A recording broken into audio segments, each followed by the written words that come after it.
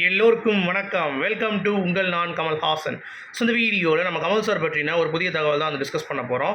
வீடியோக்குள்ளே போகிறதுக்கு முன்னாடி நம்ம சேனலுக்கு நீங்கள் புதுசாக இருந்தீங்கன்னா கண்டிப்பாக சப்ஸ்கிரைப் பண்ணிக்கோங்க. வீடியோ மறக்காமல் லைக் பண்ணிக்கோங்க. இப்போ நம்ம வீடியோக்குள்ளே போகலாம்.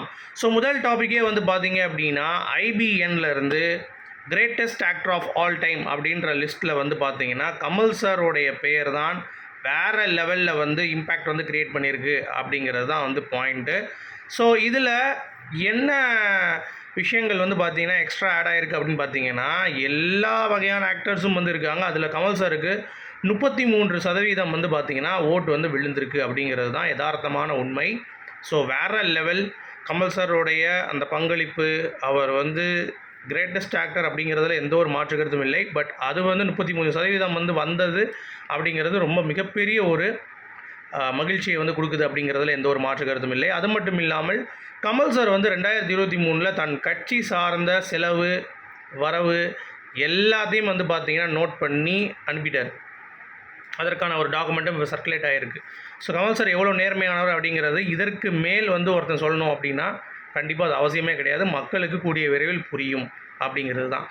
அடுத்து நாளைக்கு ஆழ்வார்பேட்டில் 7ஆம் ஆண்டு மக்கள் நீதி மையம் வந்து பார்த்திங்கன்னா அடி எடுத்து வைக்குது. ஸோ அதற்காக நான் அங்கே கண்டிப்பாக வந்து மீட் பண்ணுறேன். ஸோ கமல் சார் ரசிகர்கள் யாராவது இருந்தீங்க அப்படின்னா சென்னையில் இருந்தீங்கன்னா கண்டிப்பாக ஆழ்வார்பேட்டைக்கு வாங்க.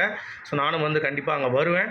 ஸோ கமல் சார் வந்து என்ன முடிவு எடுக்க போகிறார் அப்படிங்கிறத கேட்குறதுக்கு.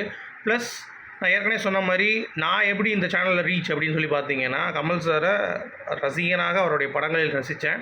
அடுத்து அவருடைய அந்த கொள்கையெல்லாம் வந்து ரொம்ப பிடிச்சிருந்தது. ஸோ நிறைய பேர் வந்து கேட்பீங்க, என்னப்பா டிஎம்கேக்கு போகிற மாதிரி ஒரு தகவல் இருக்குது, என்னப்பா சொல்கிறீங்க அப்படின்ற மாதிரி. அதாவது ஒருத்தவங்க வந்து அசைன் பண்ணியிருந்தார் கமல் சார் எல்லாருக்கிட்டையும் வந்து போட்டு பயங்கரமாக வந்து வச்சுட்டு போயிட்டார். கஷ்டியை பயங்கர ஸ்ட்ராங் பண்ணியிருந்தார். எல்லாருமே காசுக்கு ஆசைப்பட்டானுங்க, நேர்மையாக அங்கே இல்லை. சரிங்களா? இப்போ கூட ரீசெண்டாக கிருபாகரன் ஒருத்தர் வெளியே போனார். சரியா? அவர் கூட நேர்மையாக வந்து இல்லை, வேலை பார்க்கல. ஸோ அப்படி இருக்கும் பட்சத்தில் எப்படி இந்த கட்சி வளரும்? அவரும் வந்து நிறைய இன்புட்ஸ் வந்து கொடுக்க தான் முடியும். சரி, அது மட்டும் இல்லாமல் கமல் சார் வந்து கட்சியை எடுத்து நம்ம காசை வச்சு அப்படி பண்ண நினைக்கல அவர். சரிங்களா? அவர் வந்து அவர் உழைத்து அந்த காசை எடுத்து பண்ணணும்னு நினைக்கிறாரு. ஸோ இதெல்லாம் வந்து அவங்களுக்கு புரியலை. அவங்களுக்கு வந்து உடனே சம்பாதிக்கணும்னு நினச்சிட்டாங்க, அதனால் வெளியே போகிறாங்க அப்படிங்கிறது தான் பாயிண்ட்டு. இப்போ டிஎம்கேக்கு போயிட்டார், அதனால் நான் வெளியே போகிறேன் அப்படின்ற மாதிரிலாம் கம்பி கட்டுற கதையெல்லாம் சொல்கிறாங்க இப்போ வெளியே போகிறவங்க எல்லாருமே. நான் என்ன சொல்கிறேன், டிஎம்கேக்கு போகிறாங்க அதெல்லாம் வந்து ரெண்டாவது விஷயம்.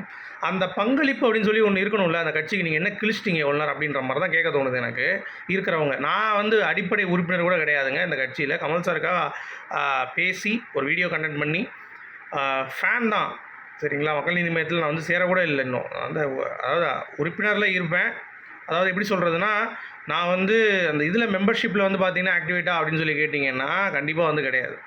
சரிங்களா? ஆனால் மக்கள் நீதி மையத்துக்கு நான் வந்து ஓட் பண்ணேன் அப்படிங்கிறது ஒரு பக்கம் எல்லாம் வந்து ஒரு இருக்கட்டும். பட் இருந்தாலும் ரொம்ப ஆக்டிவான ஒரு ஆள், ஒரு பொறுப்பில் இருக்கக்கூடிய ஒரு ஆள் அப்படிங்கிறது கிடையாது. அப்படி இருந்தும் என்னுடைய பங்களிப்பு அப்படின்னு சொல்லிட்டு கமல் சாருக்கு ஏதாவது ஒன்று பண்ணணும் அப்படின்றதற்காகவே நம்ம உழைத்த உழைப்பு கூட வந்து பார்த்திங்கன்னா யாரும் உழைக்காதது அப்படிங்கிறது வந்து ரொம்ப கேவலமாக இருக்குது. ஸோ இப்படிப்பட்ட இருக்கவங்களுக்கு என்ன பண்ண முடியும்? ஒரு கூட்டணியில் போய் பிஜேபியை எதிர்த்து அதுக்கடுத்து டிஎம்கேக்கு வந்து பார்த்திங்கன்னா ஒரு ஸ்ட்ராங்காக வந்து கமல் சார் வந்து அப்போஸ் பண்ணார் அப்படிங்கிறத நான் நம்புகிறேன்.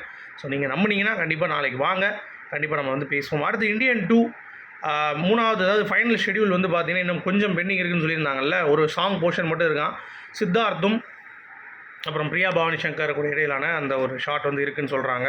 ஸோ அது எடுக்க போகிறாங்க அப்படின்ற அப்டேட்டு. ரிலீஸ் டேட் இன்னும் தெரியல, ஆனால் ஏப்ரல் கிடையாது அப்படின்ற ஒரு அப்டேட் வந்துருச்சு.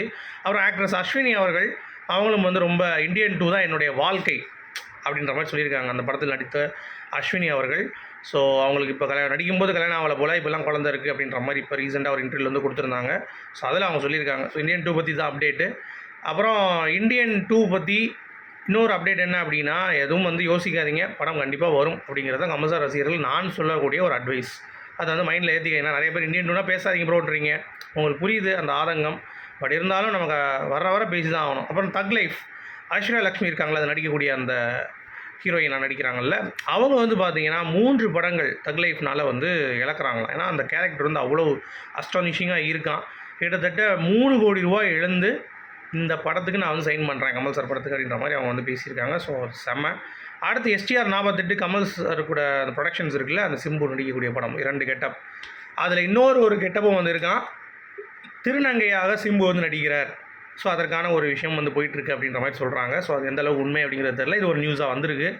அடுத்து இந்த த்ரிஷா இஷ்யூ கமல் சாரோடைய ரசிகர்கள் எல்லாருமே வந்து குரல் கொடுக்குறாங்க. ஸோ என்ன அப்படின்னா ஏடிஎம்கே போய் ஜாயின் பண்ணார்ல கிருபாகரன், நம்மளுடைய சோஷியல் மீடியாவோட அவங்களுடைய இதுலேருந்து ஒருத்தர் வந்து சொல்லியிருக்காரு சரியா, இந்த மாதிரி த்ரிஷா வந்து 25 lakhs கொடுத்தா வருவாங்க, நாங்கள் அரேஞ்ச் பண்ணி கொடுத்துருக்கோம் அப்படின்ற மாதிரிலாம் பேசியிருக்காங்க.